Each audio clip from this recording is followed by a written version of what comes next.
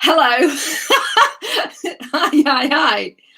I'm back, and Andy is going to join me any second because my internet decided to fail. Happens to the best and the worst of us. So, hi, I'm Kate from Sip and Share. There were people joining me a minute ago. We're live on Wednesday, the 10th of March. And the internet, hi. The internet decided to completely have a meltdown. Let's hope it doesn't happen again, but you know. Hopefully Andy's going to join us any second because I have resent him the link. So he'll be on his way to his inbox. I'm back. Good job I free poured my gin and tonic, isn't it? Goodness me. Oh, Lord. Right, let's see if Andy's going to join us because he was in a beautiful scene in a pub and he told me the pub is where it all started. So let's hope. Hi. Let's hope that Andy joins us any second. I'd love to watch it. I'd love to see how I froze because on my screen, Andy and I both disappeared. But let's see if Andy comes back. The email has gone to him with the new link. What am I like? Oh. Hello again. I am so sorry. Back in the room. Back in the room, and hopefully we're going to stay here. Right, why are we in a pub? Because I own a pub. Oh, yes. That's kind of where everything came from, really. We bought a derelict pub about 7 years ago, grade 2 listed. Yeah. Oh my. Spent 12 months completely gutting it and putting it all back together again, and then opened it. And after a couple of years, we thought, we kind of always wanted to do something like a brew pub. We've done a bit of travelling around with work previously, and certain countries you'd go and they'd brew their own beer or they'd brew their own spirits, and that was kind of interesting. And we thought longer term it would make the pub more interesting. So we looked at doing beer, but with ales in particular, real ales. But you need quite a bit more space, and it's quite wet and it's quite messy, and so we didn't really have the facilities for it. So while looking at it, we were going to go to it's Brew Lab up in Sunderland. It's sort of the place to go to for brewing and beer and courses and training. And they were doing a sort of introduction to distilling for a week. So I packed myself off and went to Sunderland and took it from there, really. And we thought, well, we can do that because we've got the cottage next door and the basement, which we thought we could turn that into a little distillery because it's quite clean and, you don't need so much space for the distillery. And so we did that. I went to a couple of trade shows, and through that we met iStill, who we buy the still from iStill, and they got a lot of other guys on the stand that were basically had their own distilleries. They're quite engaging, and you thought, I can do this, this can work.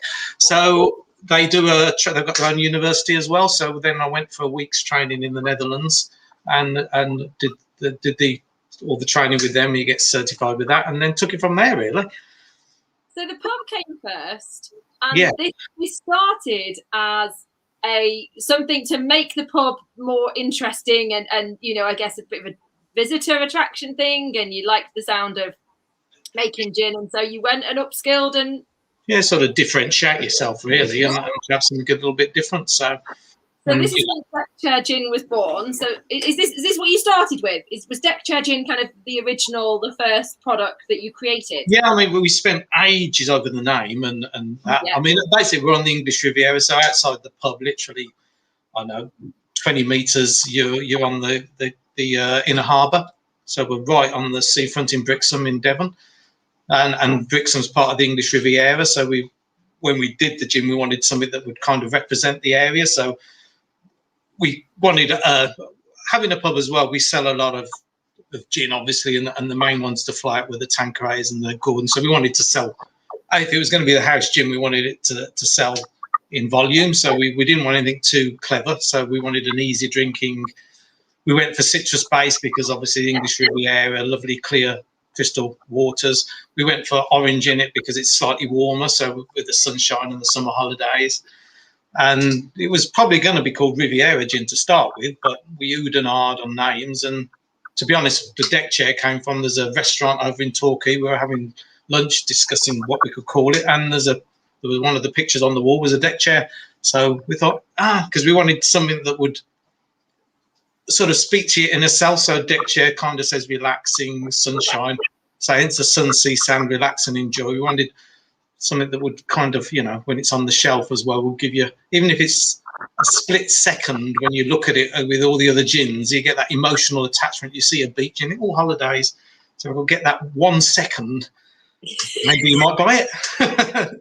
Desperate. There you go. I think that's a really, really smart move. And I think the decision to land on deck chair gin versus Riviera gin is deck chair is much more relatable. And don't tell me you're about to release a Riviera gin, but deck chair as a name is more relatable. It applies to all of the seasides, Blackpool, Skegness, Margate, wherever, have a deck chair. And so that could be anywhere. Well, we did think as well that it might get us more out of a regional based gin. If I just called it the local gin, you're kind of really outside 50 miles, you're kind of fairly irrelevant. So we thought that might actually travel a bit better. Yeah. So tell us about the bottle, because this bottle, and I have a lot of bottles, and so do the Sip and Share members.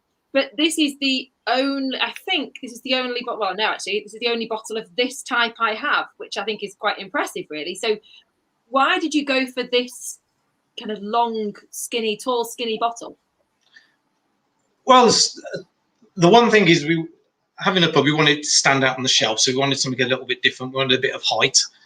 And we went to, I think it was Expo in London, and we were looking at the different bottle makers, and there's an Italian company there, and they did the tall bottle, which we quite liked. I also like particularly the glass top, because I don't know whether I've got one there. I've always loved Belvini because of the glass top, the big flat glass top for the cork.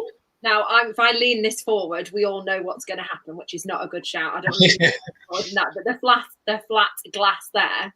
Yeah, so I love the Belvini for that. So we were looking particularly for that, and they had a couple of bottles that did that. And so we ended up with that one in the end. We wanted something tall that would, I wasn't too interested in the neck of the bottle, really. So that was quite nice, just a small neck. Yeah, small neck, nice to hold. And the label, well done on the label. That's very clever. Was this your first label? Was this like you knew what you wanted when you designed the label, or did you go through several variations? Because that is a really smart way of doing a beautiful label. Yeah, we collaborated with a Cornwall creative that did the labels, but through the pub, we'd had a couple of bottles in, and one was a water bottle, and they put a picture on the rear of the label. And so we thought, rather than just a little bit, we'll take that bit further and put a whole beach on there, and it actually works quite well. When the bottle's empty, it looks okay, but once you fill it up, it's like boom. So we quite liked that. But as I say, a couple of companies had stuff printed on the rear, and we just thought we'd try and take it a step further, really. Yeah, I've seen it increasingly, but this does look really smart. I think the colours work really nicely, and like you say, it's just that little nod to holiday and feeling relaxed and such things. So tell us a bit more about what's in it. Tell us a bit more about this gin. When did you use this one, and tell us more about the botanicals and what's inside it? Yeah, we developed to basically, we've got probably about 6 couples that would come in the pub, and they would be our main gin tasters. So we had at the time a 1 litre still and a 6 litre. So we would do perhaps the next 3 recipes. So we did about 30 recipes in the end, and we sort of the eureka moment was recipe 10, and then we kind of carried on, developed until we finally went with 21. But we started with a few too many botanicals, and it's quite difficult to get the mix right. And so, well, let's take it back to, we knew we liked orange because it was a bit warmer than lemon, and it kind of softened the drink. So we thought we'll do orange, we'll do juniper, and we'll do coriander. So we just basically thought, let's get that right first. So we on recipe 10, that's pretty much all it was, the 3 things really, and a bit of perhaps Irish root for the structural side of the gin. Yeah. And then we thought, well, that's nice, but it is a bit simplistic. So we thought then we'd start adding stuff in. So we tried different fruits. We tried, peppercorns and various stuff. But really, because it's for the English Riviera and it's citrus, we wanted citrus based. We wanted it light and a long drink as well. We kind of realised in the pub, we don't sell neat gin in the pub. It's 99% gin and tonic. So we wanted something that would work with tonic. And so we added a bit of cardamom in there just to give it a bit more of the herbal side. We added some licorice, just sweeten it up a bit really on the tongue. So that was kind of where we, again, Irish root we put in there is more structural, and Angelica root, again, to add to sort of the herbal side. So you had a bit more complexity. So we really stopped at 7 because I quite like 7. It's a lucky number, really. It seems to work for David Beckham, so it works for him, you know. Don't mind to argue. So Helen says, how do you make it? Is it infused? No, really, we just put everything in the boiler and away it goes, really. It comes out tasting like this. Yeah, so we've got, as I say, it all goes, the juniper and everything goes in the boiler. We can hang the bag off the hook, but really it's yeah, we found you got a lot more flavour out of everything than infusing it, really. So tell us, there's someone here that says, Sophie here. Hi, Andy, you're doing a great job. You're a natural. Hi, Sophie. I always wanted to go on stage. Oh, right, now I know that. Oh, isn't it really? It's my point. I'm the star. when we put it on, when I edit it, if I edit it and put it on YouTube properly, I'll put some stars around your face and maybe some jazz hands behind you. So tell us about these little babies, because the offer that you gave for Sip and Share members, which was amazing, by the way, and all 18s, we had 18 at £40 for the bottle, 2 minis and delivered, which was awesome. So thank you so much for doing that. The 2 of these were included. So tell us about these fruit infusion minis and what's the difference? One of after we had the deck chair, we were selling that well, and I was really, I'm getting 90% really of deck chair over the counter. I mean, I'm a little pushy, but it was working well. But there are fruit gins which are, you know, we stocked Malfi, for instance, the lemon and the grapefruit Malfi, Tanqueray, Seville.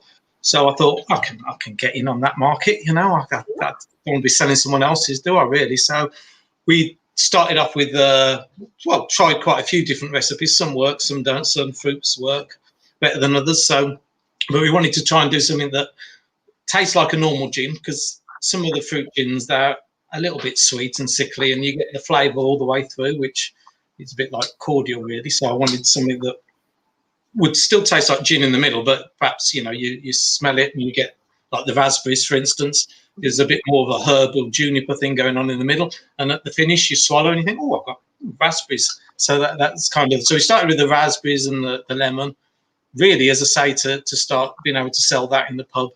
So we tried lots of stuff, really. I mean, some stuff worked, some didn't. Gooseberry kind of worked-ish, but the trouble with gooseberries, most people don't know what a gooseberry tastes like, so it's kind of they're saying, oh, I'm not getting gooseberries, and it's like, well, do you know what a gooseberry tastes like? And it's like, no, not really. So you think, well, there we go. So we ditched the gooseberry, and we had things like strawberry didn't really work. Not so much with the distilling, it didn't really work. Even rhubarb and ginger, I didn't really kind of get enough rhubarb through, so we might try basically cooking it first or something, just to like balsamic strawberries or something. Do you sell these fruit infusions in 70 centilitre bottles as well? Oh, yeah. So, there's a lemon. Of course you do. Of course, you are a crazy person. We sold them really in the pub for 6 or 8 months before we actually took them to market, and then we were going to call it something different, but then we went for sunset editions. So the fruit infusion, but we just kind of made it more of an evening sunset with the pink on it. Sophie's saying she shouldn't say, but that's her favourite.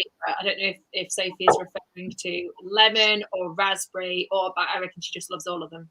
Yeah, we've just done the grapefruit again, but we've added a bit of cassia bark now, just to give it a bit more. It kind of adds a bit more complexity. The cassia bark tends to bring out the sort of citrus flavours a bit more. So we've just done a batch of that, so that should be bottling up soon. But So who's we? So you've said we a few times. Who else is who do you run the pub with, or who's part of Deck Chair Gin? Tell us about. My business partner is Matt, so we run the pub together, and then he gets involved in the distillery as well. So he tends to do the more business side and the accounts and the legals and the marketing and the sales, and I tend to just tinker really and make it as you do.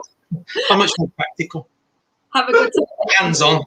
Hands on in making. So what's next then on the Deck Chair journey? I mean, Are we going to see something pink and sparkly? Are we going to see something with unicorns on it? What's the what's the vibe when it comes to what sort of stuff you have in the pipeline? Probably with the fruit infusion. I mean, with the fruit infusion, we had a single bottle and we used the label because the idea was, especially for the pub, we'd do quite different flavours, seasonal flavours, and they'd do that for a month. But I couldn't afford to have a different label printed each time I wanted to do it. So that kind of worked quite well for that. So we've got a few more of those, but as I say, we distill those. So we put the fruit in with all the botanicals rather than sort of compound it after. So hence it's clear. But with the bottle design, it had to be clear really anyway. Yeah. So, and with the fruit infusions, we wanted to, again, to work with tonic. The raspberry probably works quite well with lemonade, but we do like, the gin to have the tonic with it really. So we might have the odd more fruit infusion. One that's quite nice is we did a plum, which kind of doesn't have a lot of fragrance to it. Right. So it's quite plummy. We did a damson, and again, quite a tart damson finish, but not really any fragrance. And then we thought, we'll try sloe gin. So we did a distilled sloe gin. Yeah. And that was really nice, actually. It's really quite fragrant, and it's quite light and fruity. But it just confuses everybody completely because they're expecting a sloe gin, and it doesn't taste anything like a sloe gin. But it's quite nice. So then I chucked them all together, and it works really well because you get the fragrance off the sloes, and you get that plummy finish. So come sort of autumn time, we'll probably do a sloe plum. Oh, nice. And then the next thing we've got in the barrels at the moment, we're going to barrel age it for 6 months, is we're doing some spiced rum. So we're buying in the rum. So it's a Guyanan rum we're buying in, and then we're putting it through the still as if it was gin. So we're adding all the botanicals to the still, distilling it, and obviously then it comes out clear again. So then we need to add a bit of colour and flavour. So we've got some bourbon barrels. So we're aging it for 6 months in bourbon and dropping some vanilla pods in there, and so hopefully when it pops out. But again, we've been making that in the pub. We've done about 10 or 12 recipes just to get the flavour profile right, because rum's quite difficult, because if you look at a lot of the recipes that people would use, you've got star anise and you've got cloves, but you just can't get past the cloves of the star anise, really. So we tried to take that out. So we've got a few allspice berries in there, but we wanted ginger and orange, and we got a bit of coconut to, not so as it tastes of coconut, but more to add it a bit creamier. We got some dried dates in there to try and. So we've got about 8 to 10 botanicals in there as well. So a lot of rum boxes, I think, Andy, to be honest. That by the time that should be available end of June. Should be my 6th month for my first barrel, really. So I've got a couple of barrels on the go now. And how many? Then maybe next year we might look at another gin, but perhaps do it under Riviera or something, and look for something a little more herby and complex rather than doing the citrus based, really. So So you could have your deck chair. You could have like a citrusy range that's the deck chair, and then the Riviera be more herbal. Yeah, a bit more complex. Add a few more botanicals and kind of go for something a bit more. As I say, from the pub side, really, we sold the more. People would drink multiple gins if it was more the Gordons and the Tanquerays, the more simple ones, really, or a Salcombe, or they were much more easy drinking gin. There's some of the more complex ones. We'd have them in as like a week on special, and they'd try them, and it's fantastic, and it's like a taste sensation, and it's a lot going on, isn't it? And then they come back to the bar and say, same again. They say, no, I'll have a Gordon's, or I'll have I'll go back to, what I mean? So I wanted to capture the majority of the markets. So Helen's just asked, how's it been with the pub being closed? What have you been focusing on? Have you been tinkering? Did the rum start? I guess the rum started whilst over Christmas, did it? Yeah, so we've just had to kind of close it down and mothball it, really. So there's not a lot. I mean, we've drunk all the stuff that was in the cellar, the lagers and the ciders, really, and I've done most of the red wine by now and a few of the spirits. But other than that, it is as it is. And so, yeah, we've been spending quite a bit of time at the distillery. And last summer was quite busy, and the labels are quite a bit of a pain to put on the bottle because if you get a bubble. So really, thought, well, I'll go and spend a few hours labelling bottles. So I've gone through about 700 bottles now. So it keeps me busy. Where's Andy? He's sat on the floor drinking lemon gin. And experimenting with various things. So, yeah. So I think a visit to your pub is on the cards as soon as we've just bought a camper van, so we're going to come down to Devon. Oh yeah. So plenty of campsites. Plenty of campers. The new key, wrong side. That side. The new key, and it's that mirror. Is it no in reverse? The new key. The new key. Yeah, as in a new key, but not new key, as in Cornwall. Right. I'm writing it down. I'm going to Google Maps you after this. I'm going to search you. Yeah, you can see just on the harbour. See where you are. So, the slow plum is getting a lot of love. We would like that. I'm going to place an order, an advanced order, members, don't we? Advanced order for some slow plum when that time comes. Thank you very much. Yeah. As does the rum, to be honest. So that's your rum is going to be ready, kind of celebrating out of lockdown, isn't it? Like social. Yeah, so we should time it just right for all of the non-essential shops, hopefully. So yeah. So we're going to do it in just the 50 centilitres rather than the bigger bottles to start with. So we're 50 centilitres of miniatures just to get things moving and see where we go from there, really. As there's quite a bit of spiced rum selling locally, and I need to be in on that as well, really. There's a lot of tinkering to do. There's a lot of tinkering. There's a lot of labels to be in. Is the rum bottle going to be the same? You need 50 centilitre for the rums, aren't you? Yeah, it's a similar bottle, same company, but it's a bit more. Is the word apocryphy? Apocryphy? Yeah, a bit like the Monkey 47 kind of, but it's clear. Oh, yeah.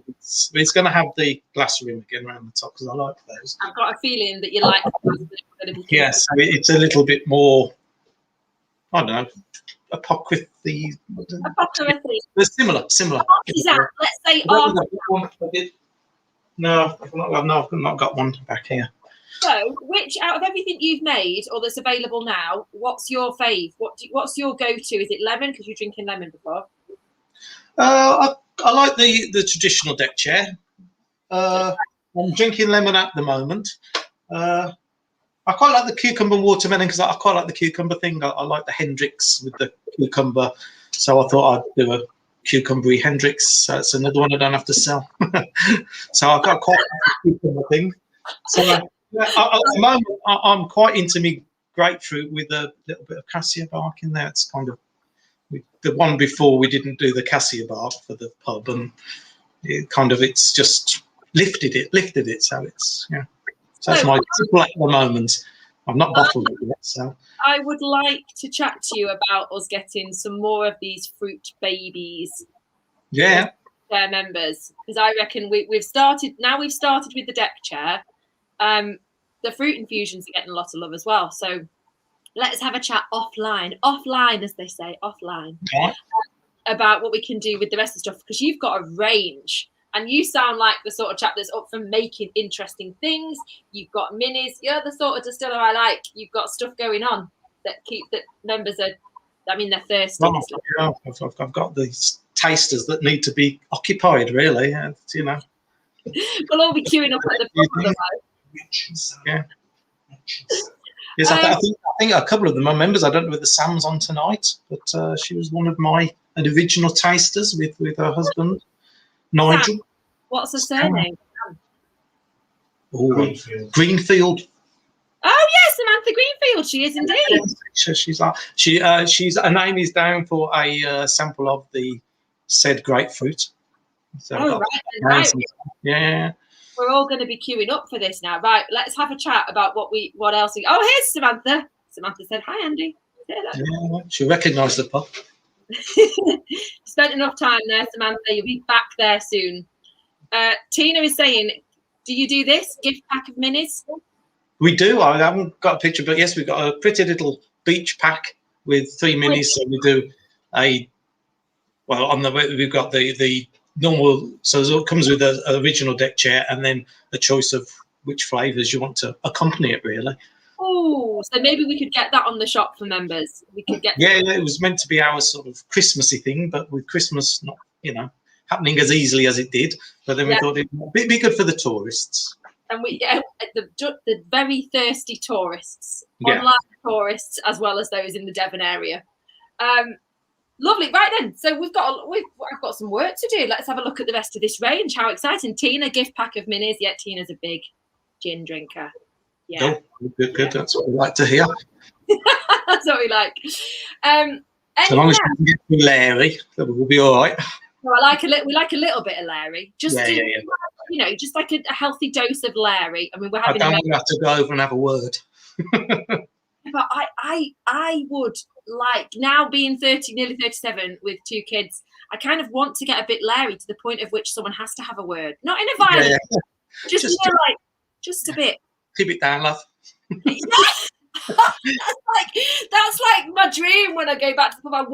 I want to be that, just on the edge of rebellious, where someone says, don't want to be a nuisance, but you want to, you know, enjoy yourself a bit. I want to enjoy myself and it be known. Tina says, just a bit Larry.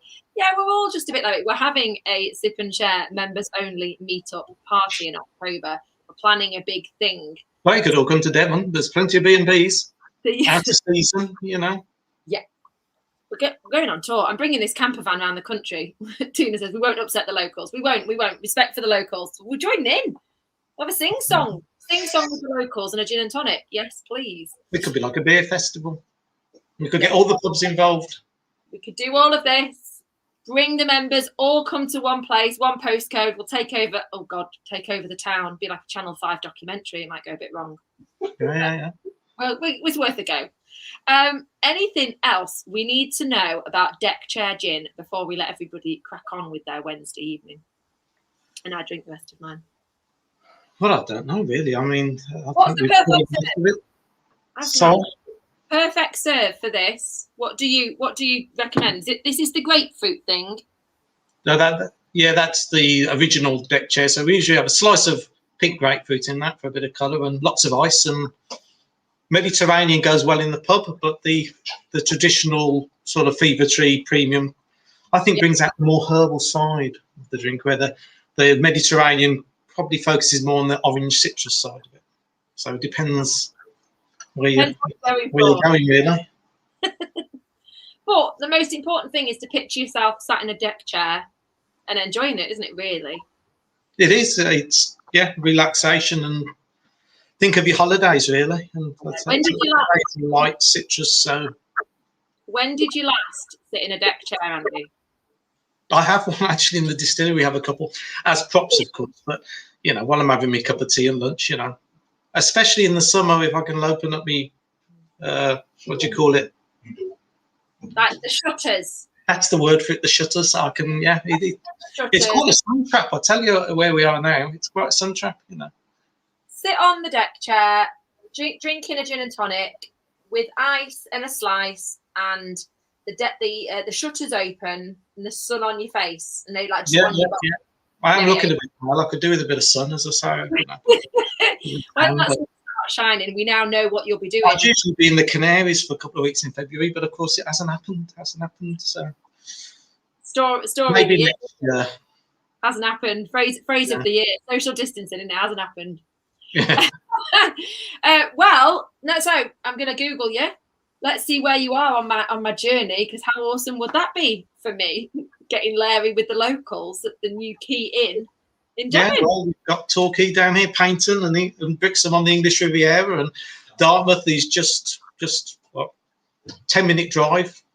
And then, of course, the other side of Dartmouth, then you've got all the South Hams and the Salcombs and the Blackpool Sands, lovely beach that is. So all the way run down to Plymouth. So it's. I'm just happy enough driving down and sitting on a deck chair and drinking a gin and tonic in front of some water, and that's me. That's my expectations of holiday achieved this year, to be honest. No more travelling required. Sitting, gin and tonic. Sunny afternoon and a nice gin, yeah.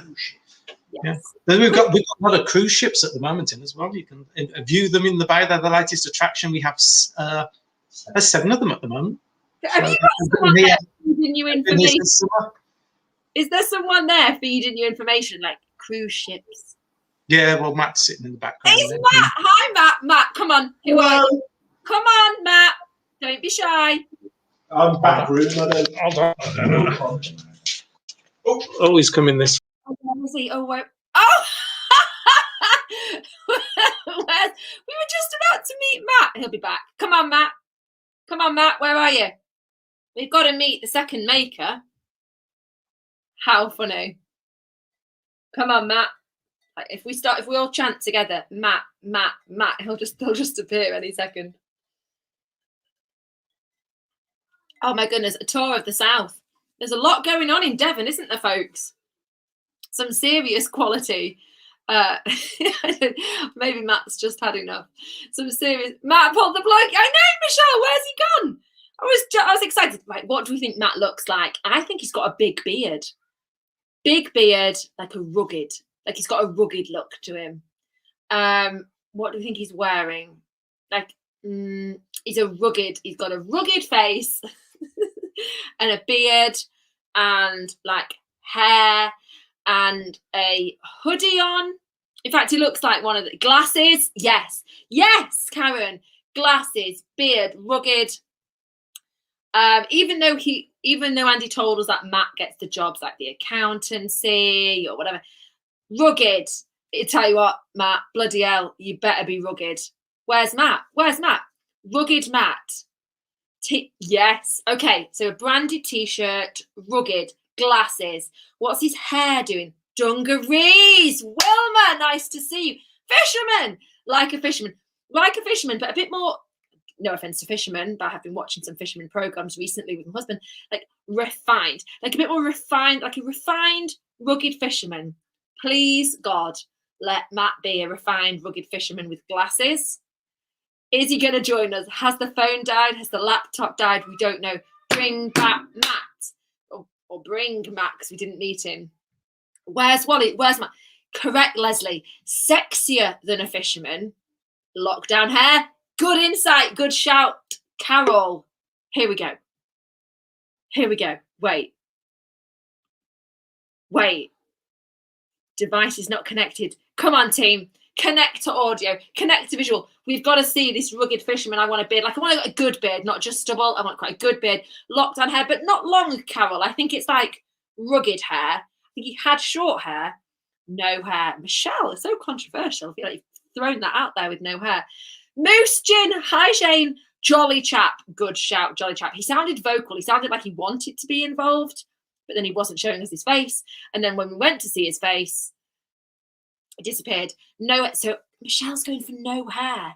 What should we win? If we get this right? Like, what's the prize? Let's like implement a deck chair gin prize system.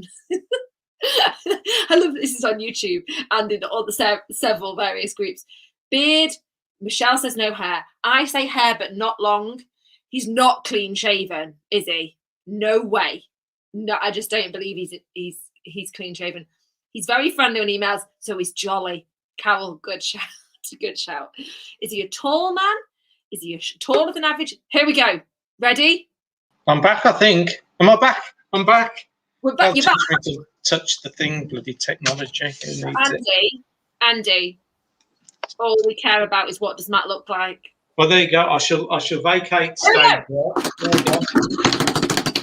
Well, I'm not a fisherman, so there you go. There you go. Matt, I don't mean to sound disappointed. You look absolutely. Well, I can tell. You've got glasses. That's a disappointed look. I wear surgical implements. What's the issue there? If you don't mind, if me or any of the members, if we come down to Devon any point this year, could you please, Matt, grow a beard, maybe grow your hair, some dungarees, and how tall are you, by the way? 6 foot. You're very not very tall, not weirdly tall, but you're a tall man already. So it's just the beard that's missing, the dungarees. I'm not sure about dungarees, really. So kind of like a homeless look. Yeah. You see, dungarees say to me Bananarama, sort of mid-80s, or perhaps Dexys Midnight Runners. You're showing your age there, Andy. Yeah, I probably understand. Yeah. Who's the oldest out of the two of us? Side by side. Let's see. Come on. No. Oh, there's me. Here's him. Come on. Matt's older. Jesus Christ. I'll have to stay here with him. Yeah, but you get to go home. Yeah, I don't have to leave. Well, it's back to me now. Here's a question, right? So I've got a sip and share hoodie on, right? That's got the words bright and zesty Oh, on that's it. some lovely t-shirts, some lovely deck chair t-shirts. They're in sort of a beige. I occasionally wear them, but you know, it's probably for the younger man, really, or the younger lady. Yeah, the younger audience. Yeah, I sort of went for me grey today. Yeah, but if you could have a slogan that described you and your gin preference, so I've gone with bright and zesty, which isn't a gin preference anymore now. But what would you say? What would your slogan be? Matt's would be like a fisherman, but not. I wouldn't know really, but I'll just go with my sun, sea, sand, relax, dream, and enjoy. Really. Ooh. Sun, sea, sand, and then we change our S's, don't we? Dream and enjoy. Yeah. Matt, what about you? Come on, let's have a look again, Matt.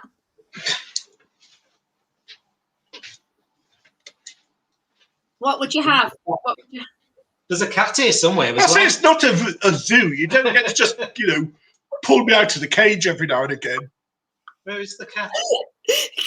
In he comes. What would you have? What would you have on a hoodie, right? Like this, bright and zesty. What would you have that describes you and as an assimilation, that word's appropriate, to a gin?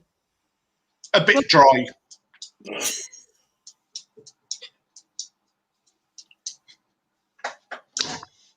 Yeah.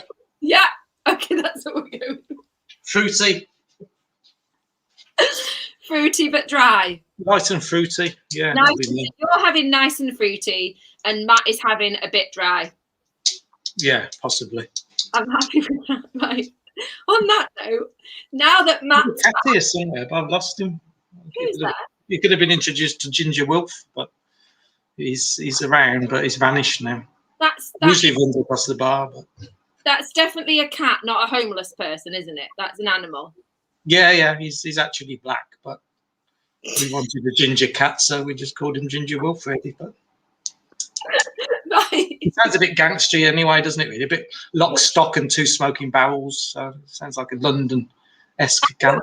Now I've met Matt, and he's not a rugged fisherman, which I mean, I'm fine with that. That's okay. You don't need to change, Matt. Do you have a thing about rugged fishermen?